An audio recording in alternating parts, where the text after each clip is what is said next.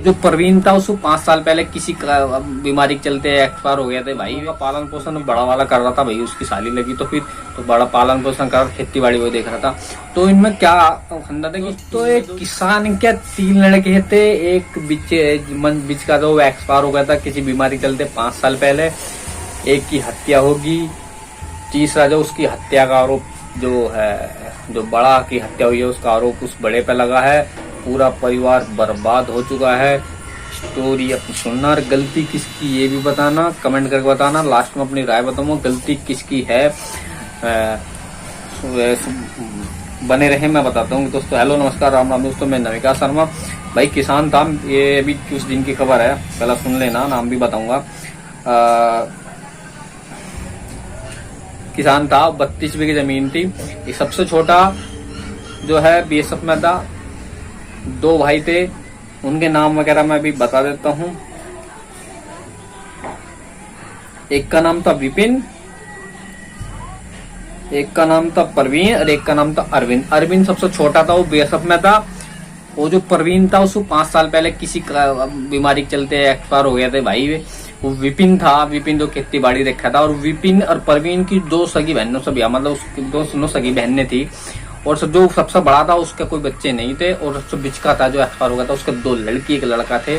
वो दोनों का पालन पोषण बड़ा वाला कर रहा था भाई, उसकी साली लगी तो फिर तो बड़ा पालन पोषण कर खेती बाड़ी वो देख रहा था।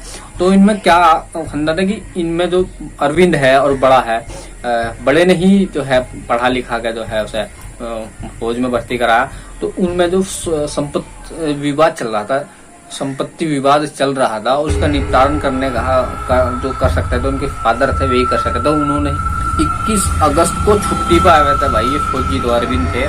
और जो संपत्ति के विवाद निस्तारण के लिए सुलझाने के लिए तो पंचायत भी हुई थी, इसमें कुछ रिश्तेदार भी आए थे। इसमें कोई भी दो नहीं सुलझा, इसका मामला नहीं सुलझा।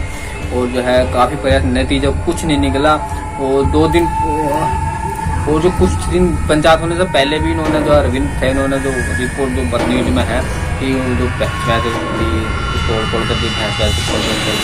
ये भी हुआ था। और शुक्रवार को इसमें लिखा था, शुक्रवार को पिता ऋषिपाल ने चौराहे पर खड़े होकर, जो गांव में चौराहा होता है वहाँ कह दी थी कि मैं संपत्ति बड़े सब छोटे अरविंद को दूंगा और किसी को नहीं दूंगा। तमाम संपत्ति छोटे पुत्र अरविंद के नाम करूंगा। मतलब देख लो, ये समस्या की जड़ निकली। और इसी के बाद से ही इनकी हत्या होगी। मृतक विपिन जो है वो पता नहीं हत्या हुई इनकी, तो तमंचा वगैरह नहीं मिला, जी रिपोर्ट बताई है। और विपिन जो है, मृतक विपिन की पत्नी सुंदर की जिंदगी और मौत के बीच झूल रही थी। शायद इतनी जहर क्या दिया गया, किस वजह से हुआ विपिन एक्सपायर हो गई। वो भी बहुत ज्यादा सीरियस थी, शायद ये सब बच गई कैसे ये नहीं पता लगा। और जो है विपिन का जो साला है, उन्होंने जो केस दर्ज कराया किस किस के नाम किया।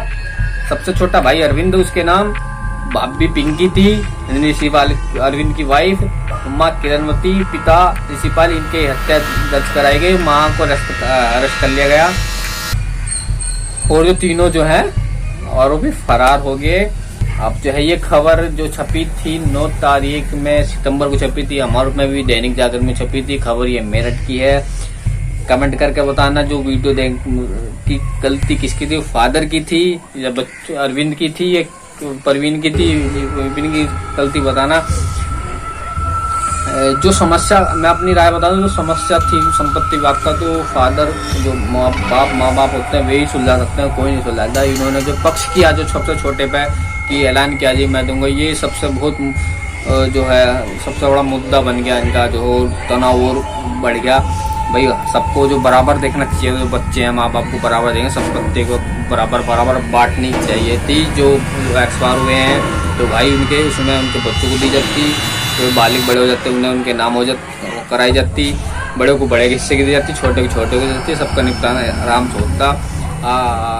वीडियो कैसे लिखा, राम राम।